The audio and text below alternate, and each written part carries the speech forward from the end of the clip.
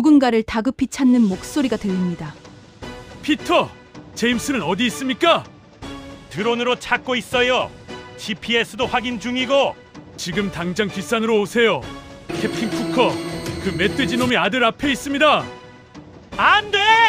뉴질랜드 남섬 깊은 밤 최첨단 스마트 목장의 모든 기술이 무용지물이 됐습니다. 체중 280kg, 10년간 사냥꾼들도 잡지 못한 전설의 멧돼지가 14살 소년을 노리고 있었죠. 드론도 센서도 GPS도 아이를 구하지 못했습니다. 그때 어둠 속에서 하얀 그림자 하나가 번개처럼 나타났습니다. 한국에서 온 진돗개 태극이었습니다. 9배 체급 차이. 누구도 승산이 없다고 생각했지만 태극이는 포기하지 않았습니다. 지능과 용기로 전설을 무너뜨린 진돗개의 실화, 지금 시작합니다. 이야기를 시작하기 전에 여러분이 눌러주시는 구독, 좋아요, 알림 설정은 제게 큰 힘이 된다는 거 알려드리면서 이제 시작하겠습니다. 영상을 끝까지 봐주시면 감사하겠습니다. 안녕하세요. 저는 피터 맥도널드입니다. 올해 49살이고요. 뉴질랜드 남섬 캔터베리 지역에서 양목장을 운영하고 있습니다. 제 목장은 2,000헥타르 규모예요. 축구장으로 치면 2,800개 정도 되는 넓이죠. 양은 5,000마리 정도 키우고 있습니다. 제 할아버지가 이 땅을 처음 개척했고 아버지가 물려받았으며 이제는 제가 운영하고 있어요. 하지만 저는 할아버지나 아버지와 다릅니다. 그분들은 전통적인 방식으로 목장을 운영하셨어요. 말을 타고 양떼를 몰고 개들과 함께 일하고 손으로 하나하나 확인하셨죠. 저는 다릅니다. 21세기를 사는 목장주니까요. 제 목장은 뉴질랜드에서 가장 첨단화된 곳 중 하나입니다. 드론 4대가 매일 하늘을 날며 양떼를 감시해요. 고성능 카메라가 달려 있어서 한 마리 한 마리 건강 상태까지 체크할 수 있죠. GPS 추적 시스템도 설치했습니다. 모든 양에게 작은 칩을 달아서 실시간으로 위치를 파악해요. 사무실에 앉아서 컴퓨터 화면만 보면 목장 전체가 한눈에 들어옵니다. 양이 어디 있는지, 울타리는 괜찮은지, 날씨는 어떤지 모두 데이터로 나와요. 효율적이죠. 예전처럼 하루 종일 말을 타고 돌아다닐 필요가 없어요. 목축견도 2마리만 키웁니다. 보더콜리 맥스와 루시예요. 보더콜리는 세계 최고의 목축견이죠. 영리하고 빠르고 양떼를 잘 통제해요. 하지만 솔직히 요즘은 맥스와 루시도 할 일이 많지 않습니다. 드론이 대부분 일을 하니까요. 제 아내 수자는 가끔 걱정합니다. 너무 기계에 의존하는 거 아니냐고요. 하지만 저는 확신해요. 미래는 기술입니다. 인력과 동물에 의존하던 시대는 끝났어요. 효율성, 생산성, 정확성. 이게 현대 목축업의 핵심이죠. 제 아들 제임스는 14살입니다. 방학 때마다 목장 일을 도와주는데 드론 조종을 제일 좋아해요. 제임스는 컴퓨터와 기계를 자연스럽게 다루는 세대예요. 앞으로 이 목장을 물려받으면 저보다 더 혁신적으로 운영할 겁니다. 지난주 지역 목장주 모임에서 제가 발표를 했어요. 드론과 AI를 활용한 스마트 목장 운영에 대해서요. 반응이 좋았습니다. 다들 제 방식에 관심을 보였어요. 몇몇은 회의적이었지만 시대 흐름을 거스를 순 없죠. 우리 목장에서 차로 10분 거리에 작은 마을이 있습니다. 인구 300명 정도 되는 조용한 곳이에요. 카페 하나, 슈퍼마켓 하나, 주유소 하나 있는 전형적인 시골 마을이죠. 거기 오래된 건물 하나가 비어 있었는데 최근에 누군가 인수했다는 소식을 들었어요. 한식당을 연다고 하더군요. 아시아 사람이 운영한다고요. 저는 별로 관심 없었습니다. 마을에 음식점이 하나 늘어나는 게 뭐가 중요하겠어요. 제게는 제 목장이 전부니까요. 하지만 며칠 후 그 한식당 주인을 직접 보게 됐습니다. 그리고 그가 데리고 있던 개도요. 그때만 해도 저는 몰랐습니다. 그 만남이 제 인생과 목장 운영 철학을 완전히 바꿔놓을 거라는 거요. 마을 슈퍼마켓에 들렀다가 그 사람을 처음 봤습니다. 40대 후반으로 보이는 동양인 남자였어요. 장바구니에 야채와 고기를 가득 담고 있었죠. 옆에 개 한 마리가 얌전히 앉아 있었습니다. 하얀 털에 곱게 선 귀, 말려 올라간 꼬리를 가진 중형견이었어요. 루시보다 조금 작았지만 자세가 특이했습니다. 등을 곧게 펴고 당당하게 앉아 있었거든요. 슈퍼마켓 아닌데도 줄을 매지 않았어요. 하지만 주인 곁을 한 발짝도 벗어나지 않았죠. 계산대에서 그 남자와 마주쳤습니다. 그가 먼저 인사했어요. 서툰 영어로 안녕하세요. 최용식입니다. 한식당 열었어요. 하고 명함을 건넸죠. 저는 받았지만 별로 관심 없다는 표정을 지었습니다. 걔 이름이 뭡니까? 제가 물었습니다. 최영식 씨가 미소 지으며 대답했어요. 태극이라고, 한국에서 데려왔다고요. 진돗개라는 견종이라고 했습니다. 저는 처음 듣는 이름이었어요. 차에 타서 수잔에게 말했습니다. 한식당 주인을 봤다고, 걔를 데리고 다니더라고요. 수잔은 한번 가보자고 했지만 저는 고개를 저었어요. 굳이 그럴 필요 없다고 생각했죠. 며칠 후 목장에서 일하다가 그들을 또 봤습니다. 최영식 씨가 태극이와 함께 목장 근처 언덕을 산책하고 있었어요. 우리 목장 경계선 바로 밖이었죠. 사유지는 아니지만 왠지 불편했습니다. 태극이가 언덕을 오르는 모습이 눈에 들어왔어요. 빠르지도 느리지도 않은 일정한 속도였습니다. 최영식 씨는 뒤따라 걸었고요. 개가 주인을 기다리는 것 같았어요. 가끔 멈춰 서서 뒤돌아보곤 했거든요. 그날 저녁 제임스가 물었습니다. 오늘 본 하얀 개가 뭐냐고요. 멋있어 보였다고 했죠. 저는 대수롭지 않게 대답했어요. 그냥 한국 개라고. 우리 맥스와 루시가 훨씬 낫다고 말했습니다. 일주일쯤 지나서 마을 카페에 들렀을 때였어요. 사람들이 한식당 얘기를 하고 있었습니다. 음식이 맛있다더군요. 김치찌개라는 걸 먹어봤는데 신기하다고 했어요. 주인도 친절하고 개도 얌전하다고요. 저는 속으로 생각했습니다. 도시 사람이 시골에서 얼마나 버틸까. 한두 달 신기하다가 지루해져서 떠날 거라고요. 목장 생활이 얼마나 고되고 외로운지 모르니까 그런 낭만적인 생각을 하는 거라고 여겼어요. 다음 날 드론으로 양떼를 점검하던 중이었습니다. 화면에 뭔가 이상한 게 포착됐어요. 북쪽 언덕에 큰 동물이 있었죠. 확대해서 보니 멧돼지였습니다. 상당히 큰 녀석이었어요. 뉴질랜드에는 야생 멧돼지가 많습니다. 원래 이 땅에 살던 동물은 아니에요. 유럽 정착민들이 사냥용으로 들여왔는데 일부가 야생으로 돌아간 거죠. 지금은 골칫거리입니다. 울타리를 부수고 양을 공격하고 농작물을 망치거든요. 하지만 제 목장은 전기 울타리로 철저히 보호돼 있었습니다. 센서도 곳곳에 설치했고요. 멧돼지가 접근하면 경보가 울리게 돼 있었죠. 그래서 크게 걱정하지 않았어요. 그날 저녁 수잔이 뉴스를 보여줬습니다. 지역 방송에서 대형 멧돼지 목격담을 다루고 있었어요. 주민들이 캡틴 쿠커라고 부르는 전설의 멧돼지였습니다. 체중이 280kg이 넘는다고 했어요. 지난 10년간 수십 명의 사냥꾼이 잡으려 했지만 실패했다더군요. 저는 웃었습니다. 전설이고 뭐고 그냥 큰 돼지일 뿐이라고요. 제 첨단 시스템 앞에서는 아무것도 아니라고 생각했죠. 하지만 그게 얼마나 큰 우산이었는지 곧 알게 됐습니다. 최영식 씨와 두 번째로 제대로 마주친 건 마을 철물점에서였습니다. 그는 철망과 못을 사고 있었어요.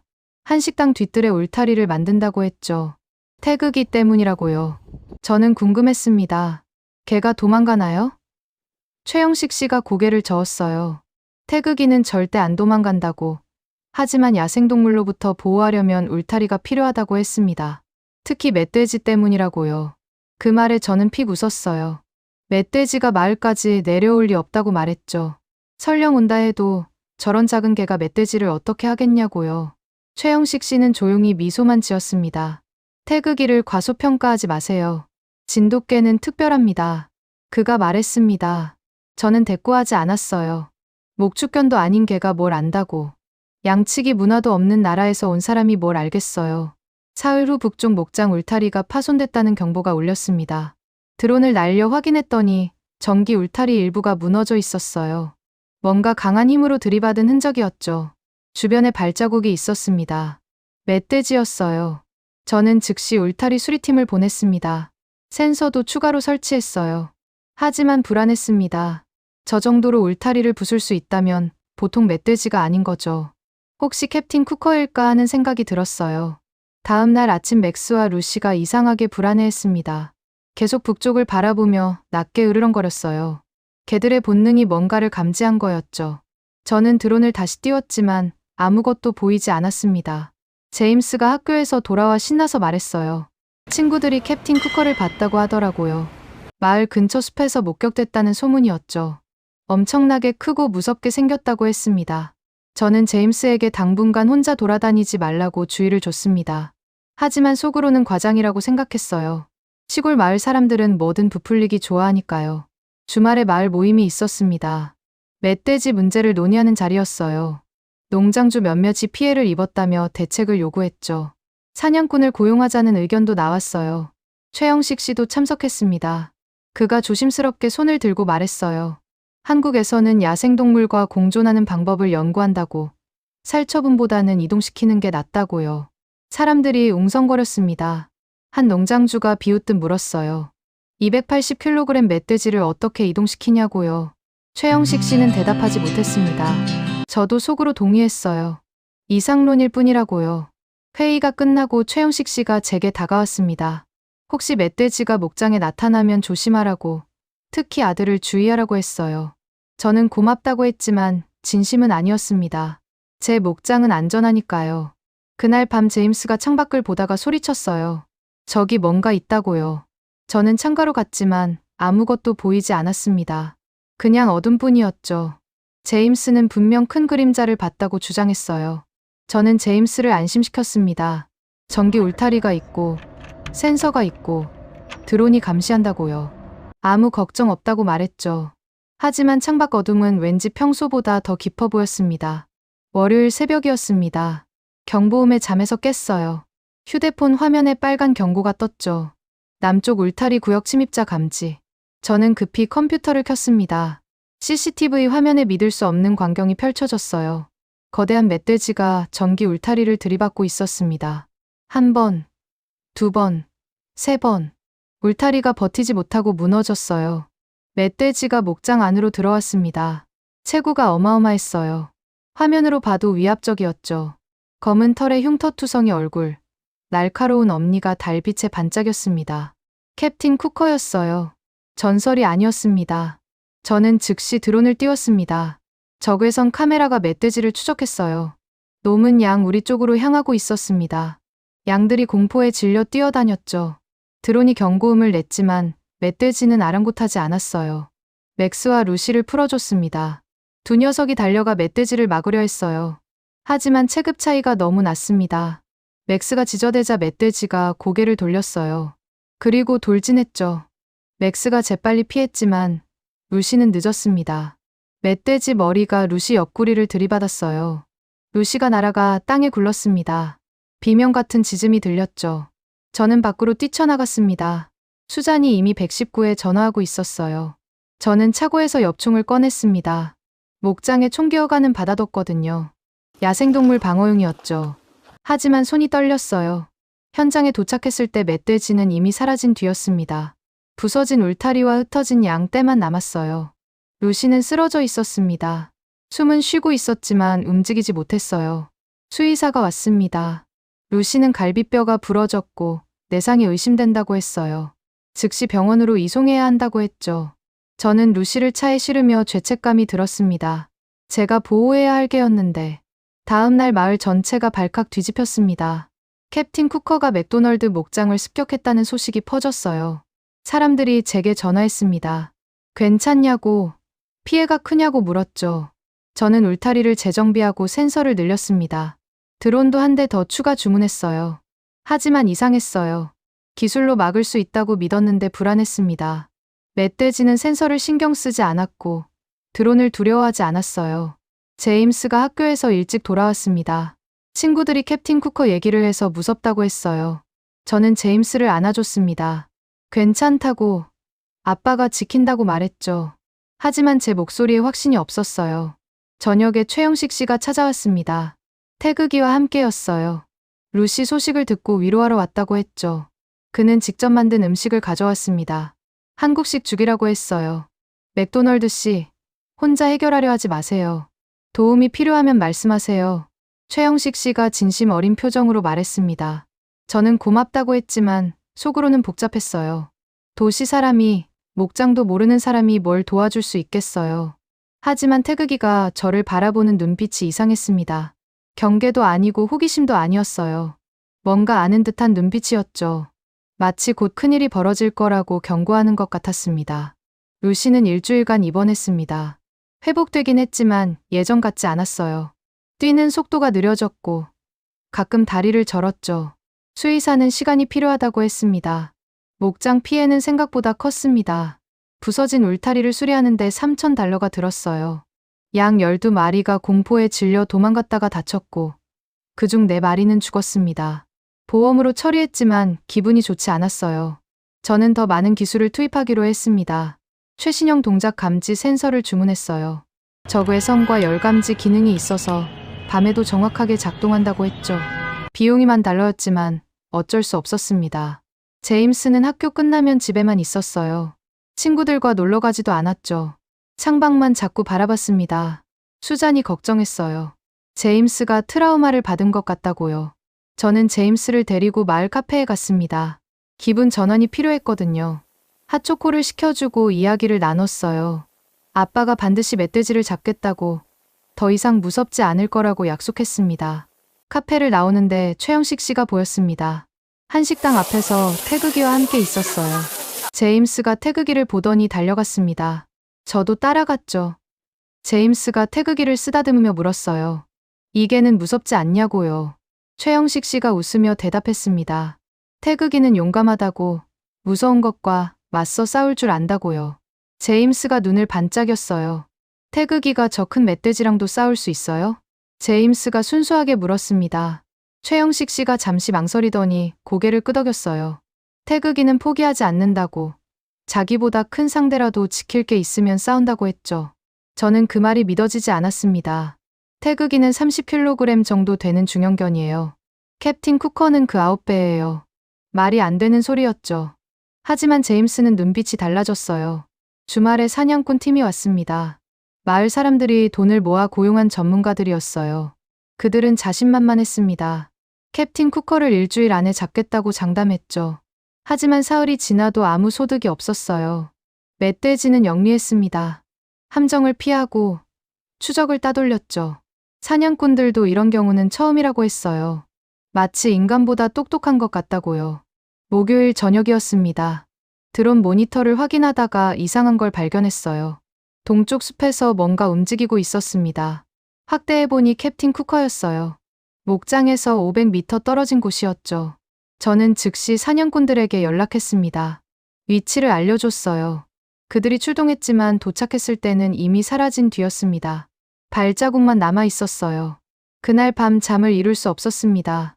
계속 모니터를 확인했어요. 센서들이 정상 작동하고 있었지만 안심이 안 됐죠. 기술이 완벽하지 않다는 걸 깨닫고 있었습니다. 새벽 4시쯤이었어요. 맥스가 짖기 시작했습니다.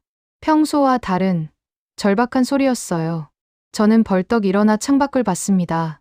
달빛 아래 거대한 그림자가 보였어요. 캡틴 쿠커가 돌아왔습니다. 멧돼지는 이번엔 달랐습니다.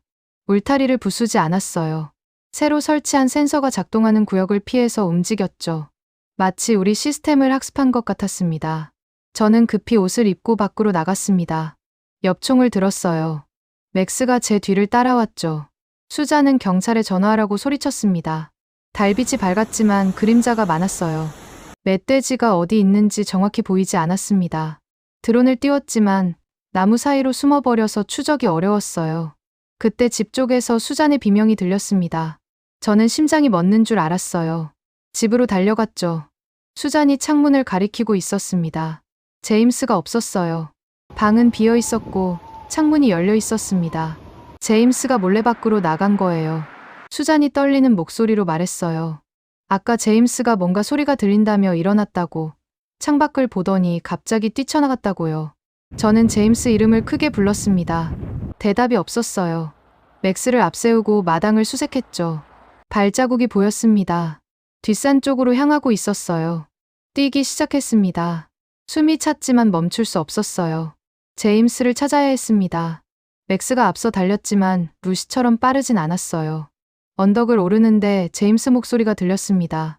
비명이 아니라 놀란 소리였어요. 저는 더 빨리 뛰었죠. 그리고 정상에 올랐을 때 그 광경을 봤습니다. 제임스가 나무 뒤에 숨어 있었어요. 그 앞에 캡틴 쿠커가 서 있었습니다. 거리는 10m. 멧돼지는 제임스를 똑바로 보고 있었죠. 엄니가 달빛에 번뜩였어요. 저는 총을 들어 올렸습니다. 하지만 손이 떨렸어요. 제임스와 멧돼지가 너무 가까웠습니다. 빗나가면 제임스가 다칠 수도 있었어요. 맥스가 짖으며 멧돼지에게 달려들었습니다. 하지만 멧돼지는 고개를 흔들어 맥스를 밀쳐냈어요. 맥스가 땅에 굴렀죠. 멧돼지가 제임스 쪽으로 한 걸음 다가갔습니다. 제임스, 움직이지 마. 제가 소리쳤습니다. 하지만 제임스는 이미 겁에 질려 있었어요. 울음소리가 들렸습니다. 멧돼지가 앞발로 땅을 괴텄어요. 돌진 준비였죠. 저는 방아쇠에 손가락을 걸었습니다. 떨리는 손을 억지로 안정시키려 했어요. 하지만 너무 어두웠고 거리가 애매했고 제임스가 시야에 계속 들어왔습니다. 바로 그때였습니다. 어둠 속에서 하얀 그림자가 번개처럼 나타났어요. 태극이었습니다. 최영식 씨도 뒤따라 달려오고 있었죠. 태극이는 주저하지 않았습니다. 곧장 멧돼지를 향해 돌진했어요. 체급 차이 따위는 신경 쓰지 않는 것 같았습니다. 오직 제임스를 지켜야 한다는 본능만 있었죠. 세상에서 가장 용감한 개를 그날 밤 저는 봤습니다. 태극이는 정면으로 돌진하지 않았습니다. 멧돼지 측면으로 빠르게 접근했어요. 캡틴 쿠커가 고개를 돌렸지만 태극이는 이미 뒷다리 쪽으로 이동한 뒤였죠. 태극이가 멧돼지 뒷다리를 물었습니다. 정확히 힘줄 부분이었어요. 멧돼지가 비명을 질렀습니다. 몸을 흔들어 태극이를 떼어내려 했지만 태극이는 놓지 않았어요. 진돗개 특유의 악력이었습니다. 한 번 물면 절대 놓지 않는 집념이죠. 멧돼지가 뒤로 물러서며 몸을 비틀었어요. 태극이가 공중에 매달렸지만 이빨을 더 깊이 박았습니다. 멧돼지가 나무에 태극이를 부딪히려 했어요. 태극이는 재빨리 놓고 뒤로 물러났습니다.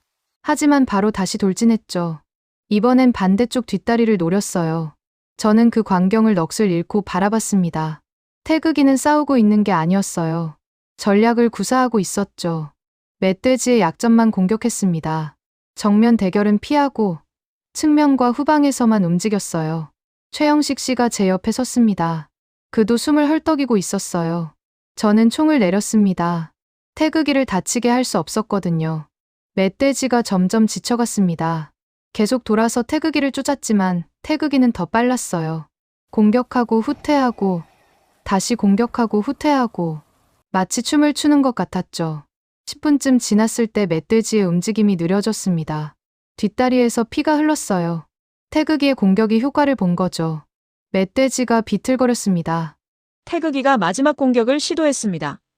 이번엔 목 아래쪽을 향해 뛰어올랐어요. 하지만 멧돼지도 마지막 힘을 짜내 고개를 흔들었죠. 엄니가 태극이 옆구리를 스쳤습니다. 태극이가 땅에 떨어졌어요. 피가 났습니다. 저는 소리를 지르려 했지만 목소리가 나오지 않았어요. 하지만 태극이는 다시 일어났습니다.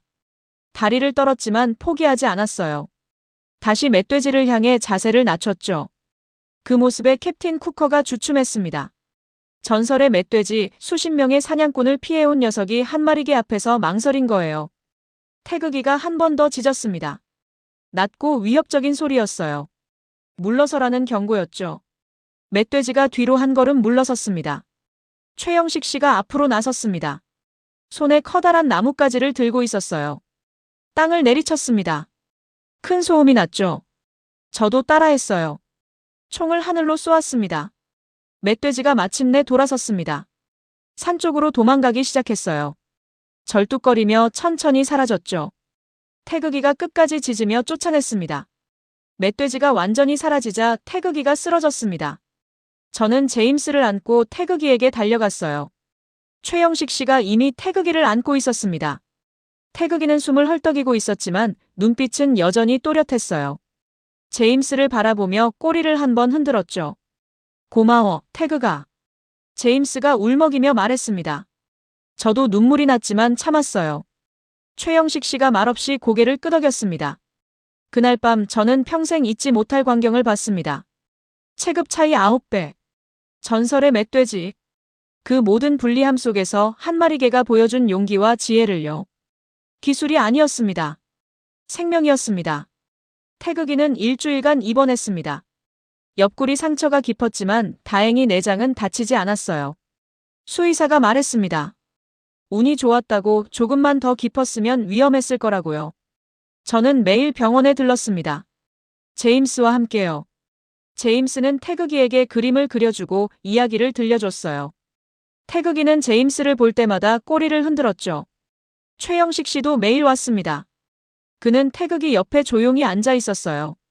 가끔 머리를 쓰다듬으며 한국말로 뭐라고 속삭였죠. 저는 무슨 말인지 몰랐지만 사랑이 담긴 목소리였어요. 루시도 함께 데려갔습니다. 루시와 태극이가 처음 만났을 때 묘한 교감이 있었어요. 서로의 상처를 알아보는 것 같았죠. 두 개는 코를 맞대고 인사했습니다.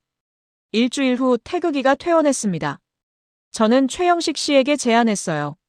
태극이가 완전히 회복할 때까지 우리 집에서 지내면 어떻겠냐고요.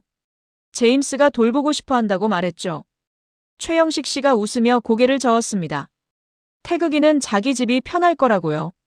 하지만 자주 놀러 오라고 했어요. 저는 그러겠다고 약속했습니다. 그날 저녁 저는 사무실에 앉아 생각했습니다.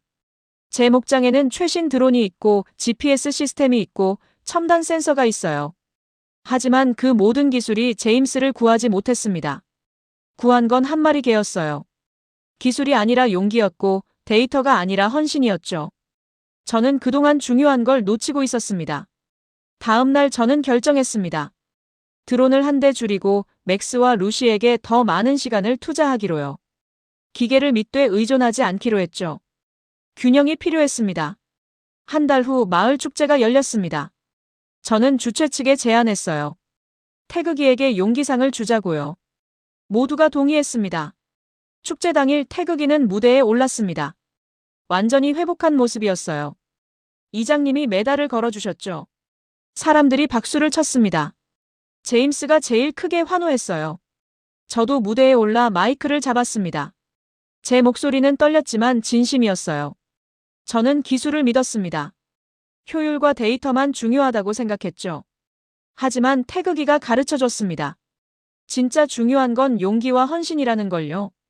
기술은 도구일 뿐입니다. 생명을 지키는 건 결국 생명입니다. 박수가 터져나왔습니다. 최영식 씨가 무대로 올라와 제 손을 잡았어요. 저는 그의 손을 꽉 쥐었습니다. 말없이 고마움을 전했죠. 그날 이후 저와 최영식 씨는 자주 만났습니다. 그는 한식당에서, 저는 목장에서 일하지만 주말이면 함께 시간을 보냈어요. 제임스는 태극이를 제 동생처럼 따랐고요. 캡틴 쿠커는 다시 나타나지 않았습니다. 목격담도 뚝 끊겼어요. 아마 태극이와의 싸움에서 큰 부상을 입었을 거예요. 혹은 더 깊은 산으로 들어갔거나요. 지금 제 목장은 여전히 드론과 센서가 있습니다. 하지만 맥스와 루시가 더 중요한 역할을 해요. 저는 매일 아침 두 녀석과 목장을 걷습니다. 데이터가 아니라 눈으로 직접 확인하죠. 최영식 씨는 이제 마을의 일원이 됐습니다. 한식당은 번창하고 사람들은 그를 존중해요. 태극이도 마을의 영웅이고요. 어느 날 제임스가 물었습니다. 아빠, 나중에 목장 물려받으면 어떻게 운영할 거냐고요. 저는 웃으며 대답했어요. 기술과 마음, 둘 다 필요하단다. 태극이처럼 말이야. 제임스가 고개를 끄덕였습니다. 창밖으로 태극이가 보였어요. 최영식 씨와 산책하고 있었죠. 당당한 걸음, 말려 올라간 꼬리, 품격 있는 자세. 저는 깨달았습니다. 진짜 강함은 체격이 아니라는 걸요. 용기와 지혜, 그리고 지킬 것에 대한 헌신이 진짜 강함이라는 걸요. 뉴질랜드 언덕 위, 한 마리 진돗개가 가르쳐준 교훈입니다. 끝까지 봐주셔서 감사합니다. 구독, 좋아요도 부탁드리며 다음 영상에 힘쓰겠습니다.